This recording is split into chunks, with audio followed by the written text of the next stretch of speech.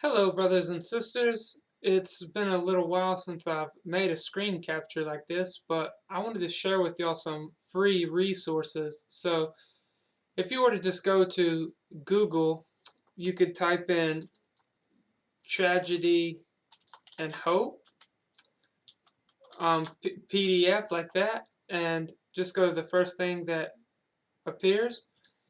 And what you can do is you can actually get free books like this right here, Tragedy and Hope by Carol Quigley. And if you hit Control F and you look up words like German, maybe, it'll actually search through there and it'll show you everywhere where the word is mentioned. You can see to the right there, I believe, that it's showing you how many places it's mentioned. So, and here is pagan Christianity, and you just go through the same process as I showed you a moment ago, and you would just go and type in pagan Christianity PDF, and it'll bring it up, and you just click on the first thing, and you can do the same thing. Hit Control F, and if I search for Constantine, this will bring up one of my favorite facts that's in the book. It's still loading, so just give it one moment. If I hit enter, I think it's still downloading, so let me see. Let me close this out and try again. Control F. There we go. Oh, yes, and see, now it's working, so it'll bring up the first place it's mentioned, then I can click down. So right here it says there were 3 historic periods when a bevy of changes were made in common Christian practices. So this was really saying big corruptions, and this is where I got that particular concept that I share a lot of times, where I say there's 3 major corruptions, and it was the Council of Nicaea, which is when the Roman emperor became the oppressor, and they pretended that they were Christians.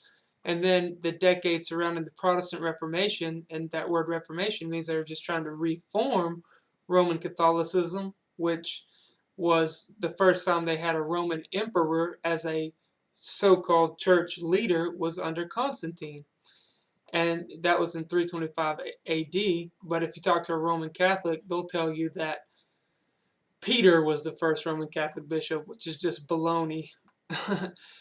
No historical evidence whatsoever that could back that. So, and the revivalist period of the 18th and 19th century. So these whole pretense of the idea of people having a revival. So you see that everywhere in America. Another important book, and you could go to OfficeMax, by the way, and you could just print these books out at OfficeMax for probably about 30 bucks.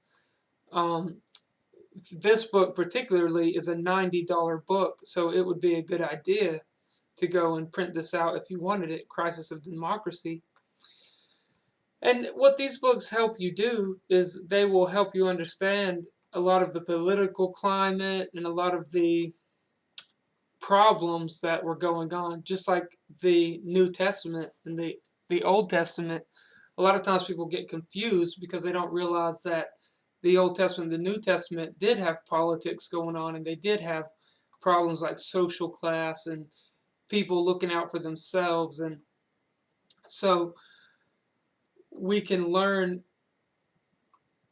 to identify these different nuances by the more information that we can collect, because there's been a lot of corruptions and a lot of changes, as I share a lot in my channel, you're aware of. So I hope that this helps, and I just wanted to share with you how you can access some of those books in this video.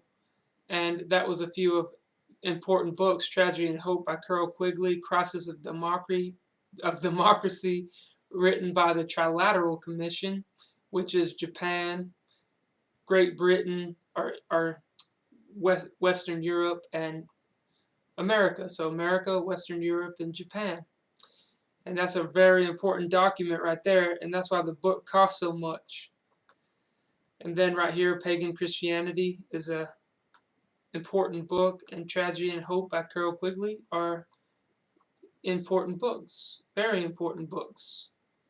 They have a lot of useful information in them, so that's why they're important.